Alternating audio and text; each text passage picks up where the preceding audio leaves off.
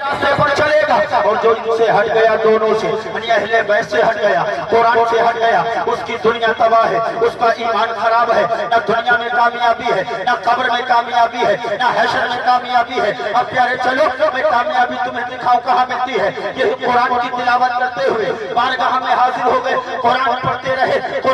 رہے جب کھڑے ہوئے ہوئی تاب نہ لا سکے بولے حضور اب نہیں پڑھ سکتا خاموش ہو گئے تو صابر پاک نے اپنی زبان سے فرمایا تھا اے شمس الدین پڑھتے کیوں نہیں ہو کیا وجہ ہے کہا حضور اب تھک چکا ہوں کھڑے ہونے کی استطاعت نہیں ہے اب بیٹھنا چاہتا ہوں تو کہا بیٹھ کے پڑھو کہا کہ حضور ایسا نہیں ہو سکتا کہ غلام بیٹھ جائے اور آقا کھڑا رہے یہ عزت بتا رہے ہیں یہ تقریب دکھا رہے ہیں یہ تقریب و توصیف ہمیں سکھا رہے ہیں اے لوگوں یہ بارگاہ یہ صابر پاک ہے اس میں آنے والوں اگر چاہتے ہو فیضان صابر پاک نصیب ہو جائے تو سب سے پہلا کام ہے کہ اپنے دلوں میں صابر پاک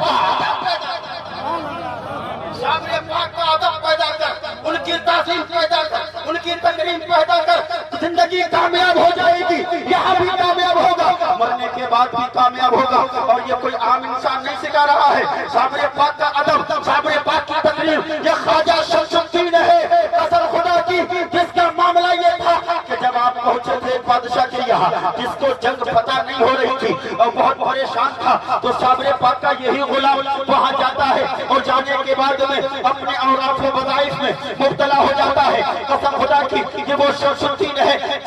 جب صابر پاک نے یہ کہا تھا کہ سنو جب تم کہو کہ تمہارے پیر و مرشد کا دنیا سے جانے کا وقت قریب ہو اور تم یہاں پر موجود رہو تو سمجھ جانا ایک نشانی بتا رہا ہوں جب تم سے کوئی عجیب و غریب چیز صادر ہو جائے تو سمجھ جانا کہ صابر پاک دنیا سے رخصت ہو چکے ہیں اللہ اکبر یہ پہنچ گئے یہ چلے گئے بادشاہ کے یہاں بہت بڑی جنگ کو فتح کرنے کے لیے اور اللہ تعالیٰ نے ان کے بلبوتے پہ بادشاہ کو کامیابی عطا فرما دی ہے کامیابی ملی ہے اس کی جنگ فتح ہوئی ہے لیکن پیارے وہی ایک آسی آتی ہے اس رات میں بہت بڑا طوفان آتا ہے بہت بڑی بارش آتی ہے اور سارے شامیانے سارے لوگوں کی جو ہے جو بنائے ہوئے جتنے بھی وہ خیمے لگے تھے سارے خیمے اڑ گئے لیکن ایک ہی خیمہ ہے جس پر نہ آندھی اثر کرتی ہے نہ پانی اثر کرتا ہے کوئی جس پہ مؤثر نہیں ہوتی لوگ رہتے ہیں یہاں سب کے شامیانے چلے گئے سب کے جو ہے شامیانے اڑ گئے ہیں لیکن یہ کیسا ایک شامیانہ نظر آ رہا ہے جس پہ نہ آندھی نے اثر کیا